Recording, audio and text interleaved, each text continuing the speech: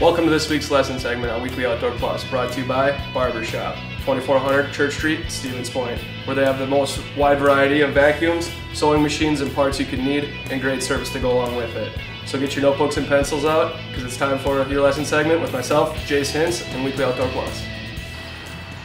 Hey guys, welcome back. This week I'm going to be talking to you a little bit about how you can prepare your bow, and it'll also make you shoot better in the long run with a couple little upgrades you can do that are really simple. It's going to make older bows feel a lot nicer, and I mean your new bow evenly weighted basically is what it's going to come down to. I mean, we got 69 days until bow season starting today, you know. We got to get ready. We talked last week about how to get your bow all set up, take it out of your case, make sure everything's in tuned, all ready to go.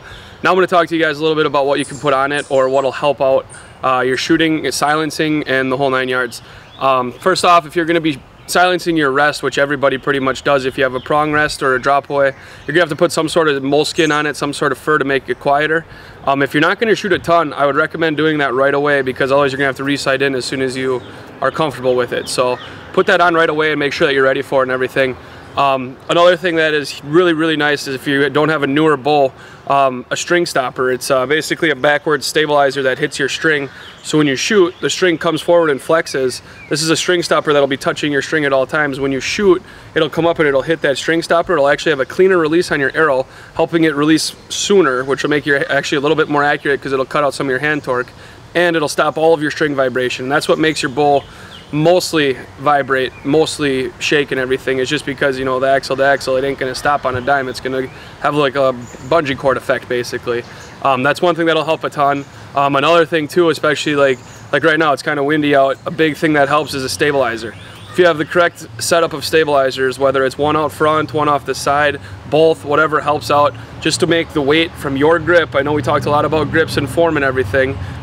Depending how you hold your bow, it will make a difference on, you know, like, I mean, I always have a sidebar to offset the weight of my sight, which, I mean, will make it just so you don't have to even think about it. You'll naturally hold your bow level. Little things like this, in the wind especially, the more weight out there, the easier it is. It's more of like a, basically like the people that walk on balance beams, you know, they got the big long stick to balance.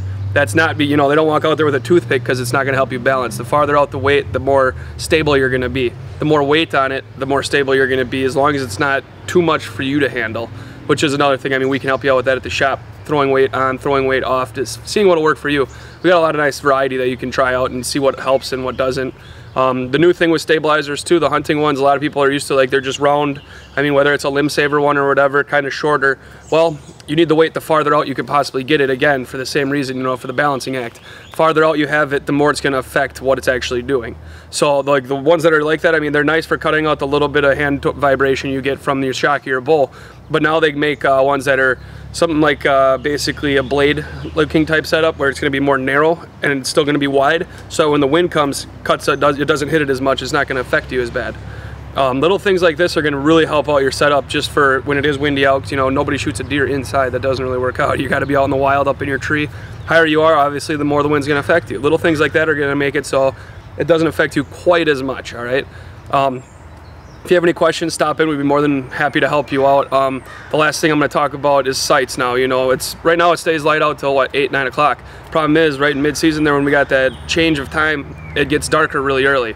I highly recommend making sure that your fiber optics on your sight are going to be very bright. We can either replace them for you, or, I mean, I really recommend the HHA sights. The whole line of them basically are actually very nice because of how bright that pin is. Gets you a couple extra minutes, you know, when normally, I mean, still shooting time, obviously, legally, but the brightness, you know, it really helps on a cloudy day where, you know, you don't need as much fiber optic on it. Very legit sights that really help you out. All right, so yeah, go over those couple little things, you know, see if your bow has them, see if you need a new one, see if we can help you out, you know, making yours work better for you, whatever works. We're more than happy to help you over at Bucks and Bulls. Stop on in, and remember, 69 days left, time to get ready, time to get prepared. See you next week.